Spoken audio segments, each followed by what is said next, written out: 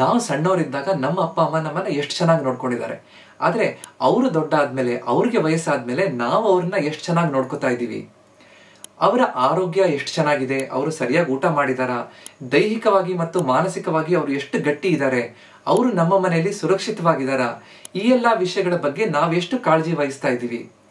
ವಯಸ್ಸಾದ ನಂತರ ಹಿರಿಯ ನಾಗರಿಕರು ನಮ್ಮ ಮನೇಲಿ ಇದ್ದಾಗ ಅವರನ್ನ ಚೆನ್ನಾಗಿ ನೋಡ್ಕೊಳ್ಳೋದು ಹೇಗೆ, ನಾವೇನ್ ಮಾಡಬೇಕು ಏನ್ ಮಾಡಬಾರ್ದು, ಈ ವಿಷಯಗಳನ್ನ ನಾವಿವತ್ತು ಅರ್ಥ ಮಾಡ್ಕೊಳ್ಳೋಣ. ನಮಸ್ಕಾರ, ನಾನು ನಿಮ್ಮ orthopaedic surgeon doctor Kishan Bhagwat.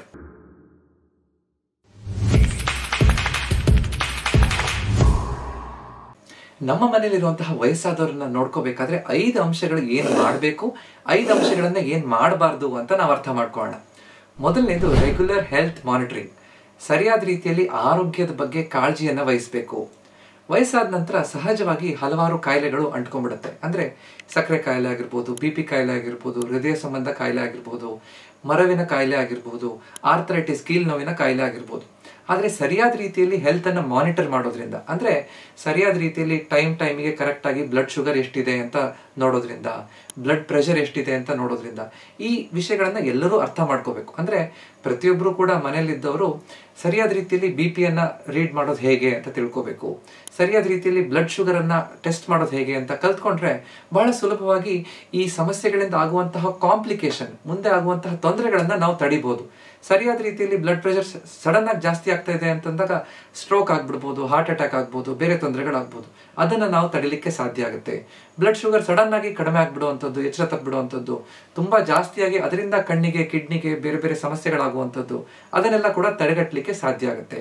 ಸರಿಯಾದ ರೀತಿಯಲ್ಲಿ ಟೈಮಿಗೆ ಸರಿಯಾಗಿ ಮಾತ್ರೆಗಳನ್ನ ಕೊಡುವಂಥದ್ದನ್ನ, ಅದನ್ನ ಕರೆಕ್ಟ್ ಆಗಿ ಬೆಳಿಗ್ಗೆ, ಮಧ್ಯಾಹ್ನ, ರಾತ್ರಿ ಯಾವುದು ಅಂತ ಬೇರೆ ಬೇರೆ ಬಾಕ್ಸಿಗೆ ಹಾಕಿಡುವಂತಹದ್ದು, ಸರಿಯಾದ ರೀತಿಯಲ್ಲಿ ಅವ್ರಿಗೆ ಅರ್ಥ ಆಗೋ ರೀತಿಯಲ್ಲಿ ಹೇಳ್ಬಿಟ್ಟು ತಗೊಳ್ಳುವಂತಹದ್ದು, ಪ್ರತಿಯೊಂದು ಕಾಯಿಲೆಗೆ ಅದಕ್ಕೆ ಸಂಬಂಧಪಟ್ಟಿರುವಂತಹ ಆರೋಗ್ಯದ ಹಿನ್ನೆಲೆಯನ್ನ ತಿಳ್ಕೊಂಡು ಅವ್ರ ಜೊತೆ ಮಾತಾಡಿದಾಗ ಬಹಳ ಚೆನ್ನಾಗಿ ಸರಿಯಾದ ರೀತಿಯಲ್ಲಿ ಅದನ್ನ ನಿರ್ವಹಿಸಲಿಕ್ಕೆ ಸಾಧ್ಯ ಆಗುತ್ತೆ.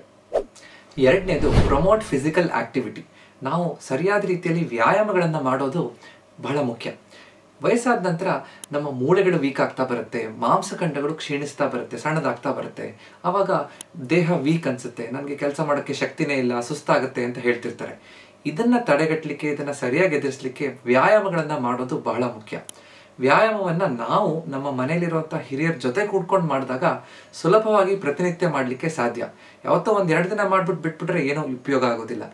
ಈ ವ್ಯಾಯಾಮ ಮಾಡೋದ್ರಿಂದ ಕೀಲ್ಗಳಲ್ಲಿರುವಂತಹ ಚಲನವಲನ ಹೆಚ್ಚಾಗುತ್ತೆ. ಅವಾಗ ಆ ಕೀಲ್ ನೋವು ಕಡಿಮೆ ಆಗುತ್ತೆ, ದೇಹದಲ್ಲಿರುವಂತಹ ಬ್ಯಾಲೆನ್ಸ್ ಚೆನ್ನಾಗಾಗುತ್ತೆ, ಬೀಳುವಂತಹ ಸಾಧ್ಯತೆ ಕಡಿಮೆ ಆಗ್ತಾ ಬರುತ್ತೆ.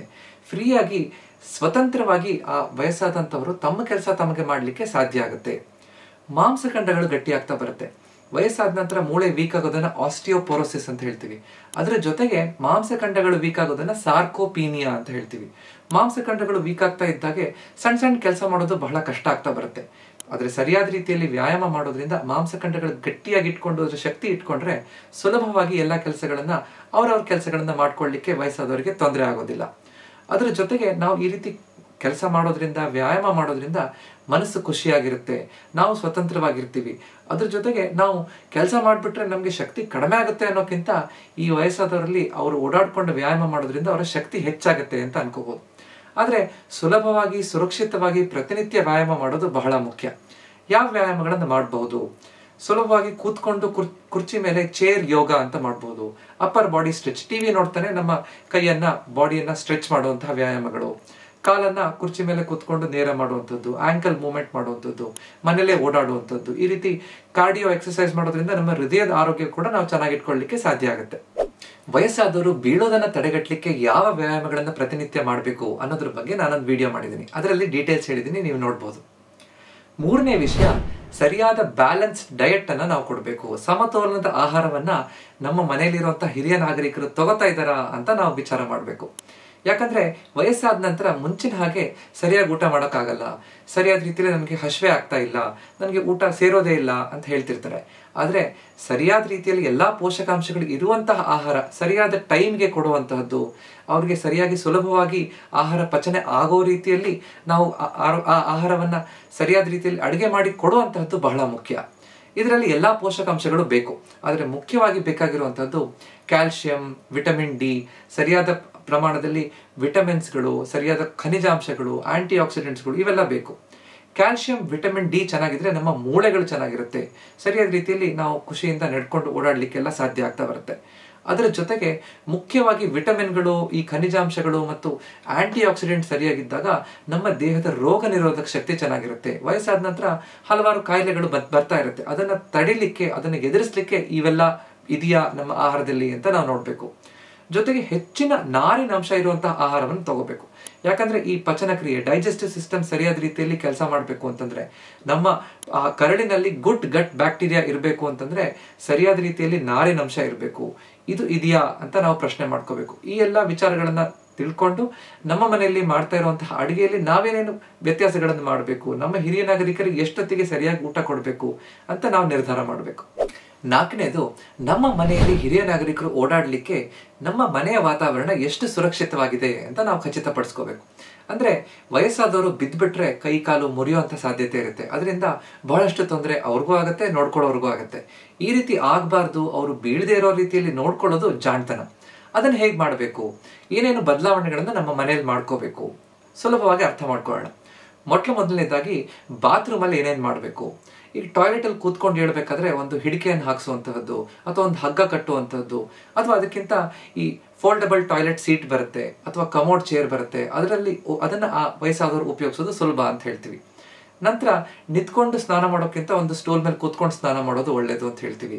ಸುಲಭವಾಗಿ ಅವ್ರ ಕೈ ಹಿಡಿಕೆ ಸಿಗೋ ರೀತಿಯಲ್ಲಿ ಬಕೆಟ್ ಅನ್ನು ಇಟ್ಕೋಬೇಕು. ಆಂಟಿ ಸ್ಕಿಡ್ ಟೈಲ್ಸ್ ಅನ್ನು ಹಾಕಬೇಕು. ಬಾತ್ರೂಮಿಂದ ಹೊರಗಡೆ ಬರ್ಬೇಕಾದ್ರೆ ಒಂದು ಜಾರುವಂತಹ ಮ್ಯಾಟ್ ಇರಬಾರ್ದು. ಸರಿಯಾದ ರೀತಿಯಲ್ಲಿ ಅವರು ಸುಲಭವಾಗಿ ಓಡಾಡಬೇಕಾದ್ರೆ ಕಾಲಿಗೆ ಏನು ಸಿಗದೇ ಇರೋ ರೀತಿಯಲ್ಲಿ ನಮ್ಮ ಮನೆಯಲ್ಲಿ ಎಲ್ಲ ಸರಿಯಾಗಿ ಕ್ಲಿಯರ್ ಆಗಿದೆಯಾ ಅಂತ ನೋಡ್ಬೇಕು. ಕೂತ್ಕೊಂಡು ಹೇಳ್ಬೇಕಾದ್ರೆ ಕುರ್ಚಿಯಲ್ಲಿ ಹಿಡಿಕೆ ಇರಬೇಕು. ಜೊತೆಗೆ ಓಡಾಡ್ಬೇಕಾದ್ರೆ, ಬಾಗಿಲಿಂದ ಹೊರಗಡೆ ಹೋಗ್ಬೇಕಾದ್ರೆ ಗ್ರಾಬ್ ಬಾರ್ ಅಥವಾ ಹ್ಯಾಂಡಲ್ ಅನ್ನು ಹಾಕ್ಸ್ಬೇಕು. ಮೆಟ್ಲು ಹತ್ತಬೇಕಾದ್ರೆ ಅಲ್ಲಿ ಹ್ಯಾಂಡಲ್ ರೇಲಿಂಗ್ ಇದ್ರೆ ಸುಲಭವಾಗಿ ಹತ್ತಿ ಇಳಿದು ಮಾಡ್ಲಿಕ್ಕೆ ಕಷ್ಟ ಆಗೋದಿಲ್ಲ. ಅದರ ಜೊತೆಗೆ ಕಾಲಿಗೆ ಸಿಗುವ ರೀತಿಯಲ್ಲಿ ಮ್ಯಾಟ್ಗಳಿರುವಂತಹದ್ದು, ನೀರು ಚೆಲ್ಲಿರುವಂತಹದ್ದು, ಈ ರೀತಿ ಆಗದೆ ಇರೋ ರೀತಿಯಲ್ಲಿ ನೋಡ್ಕೊಳ್ಳೋದು ಜಾಣ್ತನ. ಅದ್ರ ಜೊತೆಗೆ ಬೆಳಕು ಸರಿಯಾಗಿದೆಯಾ, ಮನೆಯಲ್ಲಿ ಓಡಾಡ್ಬೇಕಾದ್ರೆ ಸಂಜೆ ಹೊತ್ತಿಗೆ ಕತ್ಲಾಗಿದ್ರೆ ಸರಿಯಾದ ರೀತಿಯಲ್ಲಿ ಬೆಳಕಿಯಲ್ಲಿ ಲೈಟ್ ಆನ್ ಮಾಡಕ್ಕೆ ಸುಲಭವಾಗಿ ಕೈಗೆ ಸಿಗೋ ರೀತಿಯಲ್ಲಿ ಸ್ವಿಚ್ ಇದೆಯಾ, ಅಥವಾ ರಾತ್ರಿ ಹೊತ್ತು ಬಾತ್ರೂಮಿಗೆ ಹೋಗಿ ಬರ್ಬೇಕಾದ್ರೆ ಅವರು ಹೇಳ್ಬೇಕಾದ್ರೆ ಅಲ್ಲಿ ಸರಿಯಾದ ರೀತಿಯಲ್ಲಿ ಲೈಟ್ ಆನ್ ಮಾಡ್ಲಿಕ್ಕೆ ಸಾಧ್ಯ ಇದೆಯಾ, ಇದನ್ನೆಲ್ಲ ನಾವು ಖಚಿತಪಡಿಸ್ಕೊಂಡ್ರೆ ಬೀಳುವಂತ ಸಾಧ್ಯತೆನ ನಾವು ಕಡಿಮೆ ಮಾಡ್ಬೋದು. 5ನೇ ಅಂಶ, ವಯಸ್ಸಾದವರಿಗೆ ನಾವು ಸರಿಯಾದ ರೀತಿಯಲ್ಲಿ ಭಾವನಾತ್ಮಕವಾದ ಸಪೋರ್ಟ್ ಅನ್ನು ಕೊಡಬೇಕು. ಅವರ ಮಾನಸಿಕ ಆರೋಗ್ಯ ಚೆನ್ನಾಗಿಟ್ಕೊಳ್ಳಿಕ್ಕೆ ನಾವು ಸಹಾಯ ಮಾಡಬೇಕು. ವಯಸ್ಸಾದ ನಂತರ ಯಾರಿಗೇ ಆದರೂ ಕೂಡ ಬೇಜಾರಾಗ್ತಾ ಹೋಗುತ್ತೆ. ನನಗೆ ಮುಂಚೆ ಮಾಡಿದಾಗೆ ಕೆಲಸ ಮಾಡೋಕ್ಕಾಗೋದಿಲ್ವಲ್ಲ, ನನಗೆ ವಯಸ್ಸಾಯ್ತಲ್ಲ, ನನ್ನ ಕೊನೆ ಹತ್ರ ಬಂತಲ್ಲ ಅನ್ನುವಂತಹ ಭಾವನೆಗಳು ಬಂದ್ಬಿಡುತ್ತೆ. ಖಿನ್ನತೆ, ಡಿಪ್ರೆಷನ್ಗೆ ಹೋಗುವಂಥ ಸಾಧ್ಯತೆ ಹೆಚ್ಚು ಅಂತ ಹೇಳ್ತೀವಿ. ಈ ರೀತಿ ಆಗದೇ ಇರೋ ಹಾಗೆ ನೋಡ್ಕೊಳ್ಳುವಂಥದ್ದು ನಮ್ಮ ಕರ್ತವ್ಯ. ನಾವು ಮನೆಯಲ್ಲಿ ಕೂತ್ಕೊಂಡು ಮಾತಾಡ್ತಾ ಇರಬೇಕಾದ್ರೆ ಅವರನ್ನು ಕೂಡ, ಹಿರಿಯರನ್ನು ಕೂಡ ನಮ್ಮ ಆ ಮಾತುಕತೆಯಲ್ಲಿ ಅವ್ರನ್ನ ಇನ್ವಾಲ್ವ್ ಮಾಡಬೇಕು, ಸೇರಿಸ್ಕೋಬೇಕು.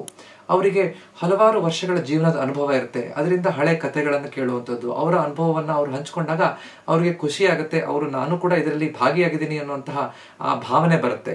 ಅದ್ರ ಜೊತೆಗೆ ಈಗ ಹೊಸ ಟೆಕ್ನಾಲಜಿ ಇರೋದ್ರಿಂದ ಅವರು ಟಿವಿ ನೋಡ್ಬೋದು, ಅವ್ರಿಗೆ ಇಷ್ಟ ಆಗಿರುವಂತಹ ಪುಸ್ತಕವನ್ನು ಓದ್ಬೋದು.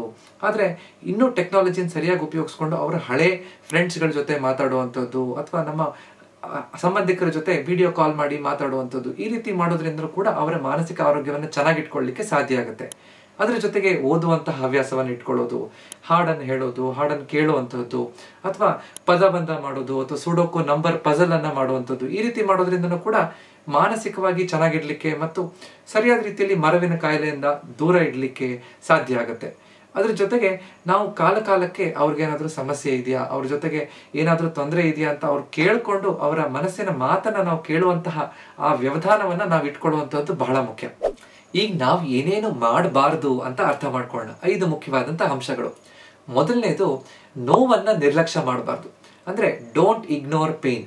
ವಯಸ್ಸಾದ ನಂತರ ಎಲ್ಲ ಕಡೆ ಮೈಕೆ ನೋವಿರುತ್ತೆ, ಅಲ್ಲಿ ಸುಸ್ತು, ಇದು ಮಾಡೋಕ್ಕಾಗಲ್ಲ, ಅಲ್ಲಿ ನೋವು, ಇಲ್ಲಿ ತೊಂದರೆ ಅಂತ ಕಂಪ್ಲೇಂಟ್ ಮಾಡ್ತಾ ಇರ್ತಾರೆ ಅಂತ ಹೇಳ್ಕೊಂಡು ನಾವು ವಯಸ್ಸಾದವರು ಹೇಳಿರುವಂತಹ ನೋವನ್ನ ನಿರ್ಲಕ್ಷ್ಯ ಮಾಡಿಬಿಟ್ರೆ ಅದು ಒಳಗಡೆ ಇರುವಂತಹ ದೊಡ್ಡ ಕಾಯಿಲೆ ಲಕ್ಷಣ ಆಗಿರಬಹುದು. ಆದ್ರಿಂದ ಸರಿಯಾದ ಸಮಯದಲ್ಲಿ ಸೂಕ್ತವಾದ ಡಾಕ್ಟರ್ ಹತ್ರ ಕರ್ಕೊಂಡು ಹೋಗಿ ಚಿಕಿತ್ಸೆ ಕೊಡಿಸುವಂತಹದ್ದು ನಮ್ಮ ಕರ್ತವ್ಯ, ನಮ್ಮ ಹೊಣೆ. ಅದನ್ನ ನಾವು ಮರಿಬಾರ್ದು. 2ನೇದು, ಸರಿಯಾದ ರೀತಿಯಲ್ಲಿ ನಾವು ಅವರಿಗೆ ಹೊಣೆಗಾರಿಕೆಯನ್ನ ಅರ್ಥ ಮಾಡ್ಕೋಬೇಕು. ಅಂದ್ರೆ ಅವ್ರಿಗೆ ತುಂಬಾ ಕೆಲಸವನ್ನ ಹೇರ್ಬಿಡೋದು ಒಳ್ಳೇದಲ್ಲ. ಅಂದ್ರೆ ನಾವು ಆಕ್ಟಿವ್ ಆಗಿರ್ಬೇಕು, ದೈಹಿಕ ಶ್ರಮ ಪಡ್ಕೊಂಡ್ರೆ, ವ್ಯಾಯಾಮಗಳನ್ನ ಮಾಡಿದ್ರೆ ನೀವು ಆಕ್ಟಿವ್ ಆಗಿರ್ತೀರಿ, ಈ ಕೆಲಸನ ನೀವೇ ಮಾಡಿ, ಆ ಕೆಲಸನ ನೀವೇ ಮಾಡಿ ಅಂತ ಅವ್ರ ಮೇಲೆ ಹೇಳುವಂತಹದ್ದು ತಪ್ಪು. ಈ ರೀತಿ ಕೆಲವೊಂದು ಮನೆಗಳಲ್ಲಿ ಮಾಡೋದನ್ನ ನಾವು ನೋಡಿರ್ತೀವಿ.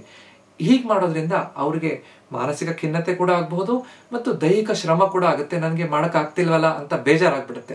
ನಾನು ಮುಂಚೆ ಕೆಲಸ ಮಾಡ್ತಿದ್ದೆ, ಈಗ ಆಗ್ತಿಲ್ವಲ್ಲ ಅಂತ ಬೇಜಾರು ಮಾಡ್ಕೊಂಡು ಎಷ್ಟೊಂದು ಜನ ಅಳ್ತಾ ಇರ್ತಾರೆ. ಈ ರೀತಿ ಆಗದೆ ಇರೋ ರೀತಿಯಲ್ಲಿ ನಾವು ಸರಿಯಾದ ರೀತಿಯಲ್ಲಿ ಹೊಣೆಗಾರಿಕೆಯನ್ನ ಹಂಚ್ಕೋಬೇಕು. ಅವ್ರ ಜೊತೆ ಸೇರ್ಕೊಂಡು ಕೆಲಸ ಮಾಡೋದನ್ನ, ಖುಷಿಯಿಂದ ಕೆಲಸ ಮಾಡೋದ್ರನ್ನ ನಾವು ಅರ್ಥ ಮಾಡ್ಕೊಂಡಾಗ ಈ ತೊಂದರೆ ಬರೋದಿಲ್ಲ. ಮೂರನೇದು, ಅವರನ್ನ ಮಾನಸಿಕವಾಗಿ ಸರಿಯಾಗಿ ಅವರ ಆರೋಗ್ಯ ಇದೆಯಾ, ಅವರನ್ನ ಒಬ್ಬಂಟಿಗೆ ಆಗದೆ ಇರೋ ರೀತಿಯಲ್ಲಿ ನಾವು ನೋಡ್ಕೊಳ್ಳುವಂತಹದ್ದು ನಮ್ಮ ಕರ್ತವ್ಯ. ಅದನ್ನ ನಾವು ಅರ್ಥ ಮಾಡ್ಕೋಬೇಕು. ಅಂದ್ರೆ ವಯಸ್ಸಾದ ನಂತರ ನಾನು ಎಲ್ಲೂ ಹೊರಗಡೆ ಹೋಗ್ಲಿಕ್ಕೆ ಆಗೋದಿಲ್ಲಲ್ಲ, ನಾನು ಒಂದು ಹಾಸಿಗೆ ಮೇಲೆ ಮಲ್ಕೊಂಡಿರ್ಬೇಕಲ್ಲ, ನನಗೆ ಮನೆಯಿಂದ ಹೊರಗಡೆ ಹೋಗ್ಲಿಕ್ಕೆ ಆಗ್ತಿಲ್ಲಲ್ಲ ಅನ್ನುವಂತಹ ಮಾನಸಿಕ ಕೊರಗಿರುತ್ತೆ.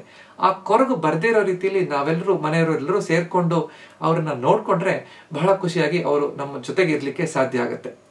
ನಾಲ್ಕನೇದು, ವಯಸ್ಸಾದ ನಂತರ ನಮ್ಗೆ ನಮ್ಮ ಶುಚಿತ್ವ ನೋಡ್ಕೊಳ್ಳೋದೇ ಕಷ್ಟ ಆಗ್ಬಿಡುತ್ತೆ. ಅಂದ್ರೆ ವಯಸ್ಸಾದವರಿಗೆ ಅವ್ರಿಗೆ ಸ್ನಾನ ಮಾಡುವಂಥದ್ದು, ಬ್ರಷ್ ಮಾಡುವಂಥದ್ದು ಕಷ್ಟ ಆಗ್ತಾ ಹೋಗುತ್ತೆ, ಅವ್ರ ಬಟ್ಟೆ ಹಾಕೊಳ್ಳೋದು ಕಷ್ಟ ಆಗುತ್ತೆ.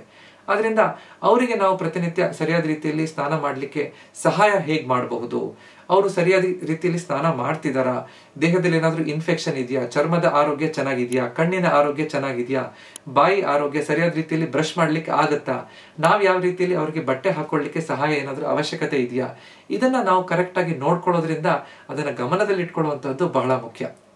ನಂತರ ಕೊನೆಯದು, ಸರಿಯಾದ ರೀತಿಯಲ್ಲಿ ನಾವು ಅವರಿಗೆ ಎಮರ್ಜೆನ್ಸಿ ಸಿಚುವೇಶನ್ ಅಲ್ಲಿ ತೊಂದರೆ ಆಗದಿರೋ ರೀತಿಯಲ್ಲಿ ನೋಡ್ಕೊಳ್ಳುವಂತಹದ್ದು ಬಹಳ ಮುಖ್ಯ. ಅಂದ್ರೆ ಈ ಯಾವಾಗ ಒಂದು ಏಟ್ ಬಿದ್ಬಿಡ್ತು, ಅವಾಗ ತಕ್ಷಣ ಯಾರನ್ನ ಕರಿಬೇಕು, ಯಾವ ಫೋನ್ ನಂಬರ್ಗೆ ಫೋನ್ ಮಾಡಬೇಕು. ಈಗ ಆಸ್ಪತ್ರೆಗೆ ಹೋದಾಗ ಆ ವಯಸ್ಸಾದವರು ಇರುವಂತಹವ್ರಿಗೆ ಏನೇನು ಕಾಯಿಲೆಗಳಿದೆ ಅದನ್ನ ಸರಿಯಾದ ರೀತಿಯಲ್ಲಿ ಎಲ್ಲಿ ಡಾಕ್ಯುಮೆಂಟ್ ಮಾಡಿದೀವಿ, ಯಾವ ಮಾತ್ರೆಯಿಂದ, ಔಷಧಿಯಿಂದ ಅಲರ್ಜಿ ಇದೆ, ಯಾವ ಮಾತ್ರೆಗಳನ್ನ ಪ್ರತಿನಿತ್ಯ ತಗೋತಾ ಇದ್ದಾರೆ, ಅದನ್ನೆಲ್ಲ ಕರೆಕ್ಟ್ ಆಗಿ ಲಿಸ್ಟ್ ಮಾಡ್ಕೊಂಡು ಒಂದು ಕವರಲ್ಲಿ ಹಾಕೊಂಡು ಎಲ್ಲಿ ಇಟ್ಕೊಂಡಿರ್ಬೇಕು, ಎಲ್ಲಿದೆ ಅನ್ನುವಂಥದ್ದನ್ನ ಸರಿಯಾದ ರೀತಿಯಲ್ಲಿ ನಾವು ಅರ್ಥ ಮಾಡ್ಕೋಬೇಕು. ಈ ರೀತಿ ಮಾಡ್ಕೊಳ್ದಿದ್ದಾಗ ಸಮಸ್ಯೆ ಆಗುವಂತ ಸಾಧ್ಯತೆ ಇರುತ್ತೆ.